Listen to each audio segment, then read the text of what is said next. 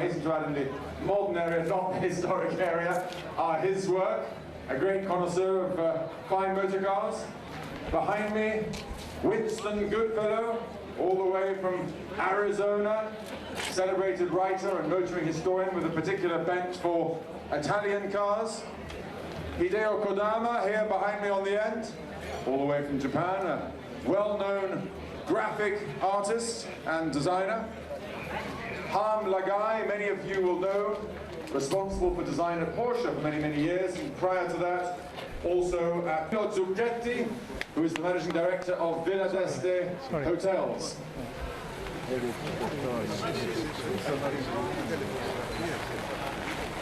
We also have joining them Maximilian Schober, who is the Senior Vice President of BMW and a patron of the event. Gentlemen, welcome and good afternoon.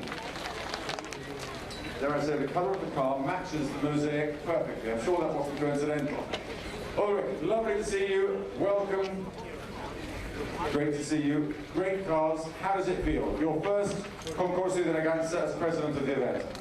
Yeah, it's really fantastic, and we ordered à la minute the right weather, so it cannot be better. Danilo, you've attended a few of these now.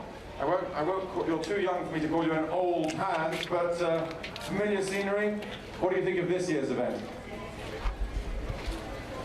Yes, this is my 8th Concorso di Eleganza Villa d'Este. I think it's still the most exclusive and unique. I think to arrange a perfect blend between tradition and innovation. Thank you very much. Enjoy your afternoon. Thank you. Danilo, thank you very much. Gentlemen, we shall let you take your seat on the terrace for the parade, and we shall call the first of the historic cars up, which we will discover together. And here it is. All the way from Texas, USA, this English author called Michael Frostick once wrote a book about these cars. He said, sitting behind the wheel of one of these, looking down that long bonnet through the three-pointed star, is almost as grateful. We can, before you run me over, we can turn it off. Michael Frostick commented that looking down that long bonnet through the three-pointed star was rather like looking through the 1920s, but this car wasn't made for racing. This car has a rather different story behind it, and it's a fascinating one, so forgive me if I take a few minutes to tell you a little bit about the background of this car. Most Mercedes at the time, unusually for a luxury car, were still bodied, or already bodied by the factory. Normally you'd buy from other manufacturers a car, and then you'd have the coachwork ordered. But Mercedes were unusual in supplying coachwork for their cars. But of course, the first owner of this car wanted something different. Put suggestions into his head.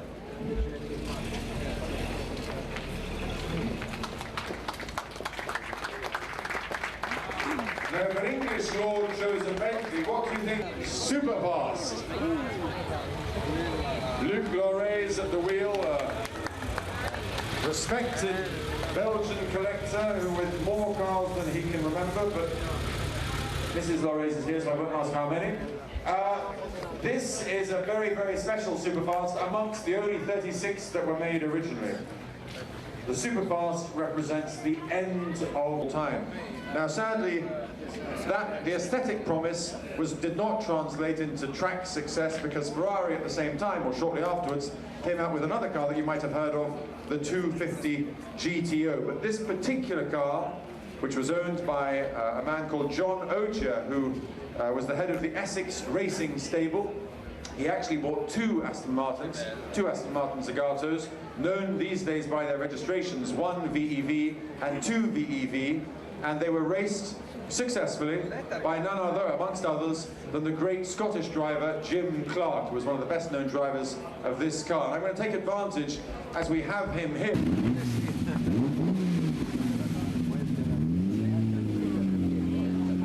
The first Zagato ever to win a major race.